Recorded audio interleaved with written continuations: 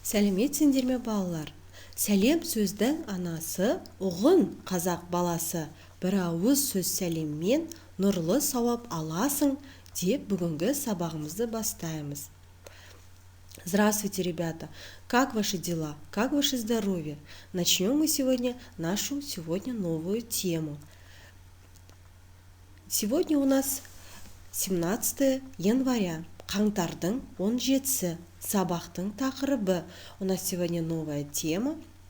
Мен тауға барамын. Я иду в горы. Сабақтың мақсаты. Бүгін біз сабақта балалар сендермен жаңа сөздер үйренеміз.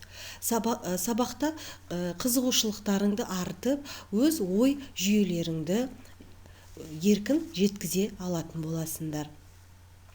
Сонымен қатар тақырыпты меңгереді, білгенін түсінген салыстырады, талқылайды, күрделі тапсырмаларды орындауға дағдыланады.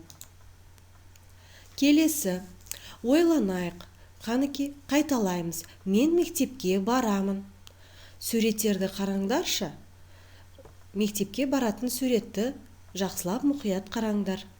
Мен мектепке барамын. Я иду в школу. Мен тауға барамын. Я иду в горы. Мен саябаққа барамын. Я иду в парк. Енді есте сақтау айдарына қараймыз. Назар аударыңдар. Ребята, обратите внимание. Запомните. Сен тауға барасың ба? Ты пойдешь в горы? Я барамын. Да, я иду. Жоқ, бармаймын. Енді мұқият қараңдар. Я барамын. Это положительная форма. Жоқ, бармаймын. Это у нас отрицательная форма. Келесі тапсырмаға қараймыз. Сұраққа жауап бер.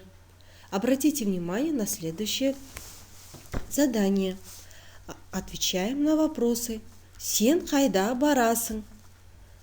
Мен тауға барамын.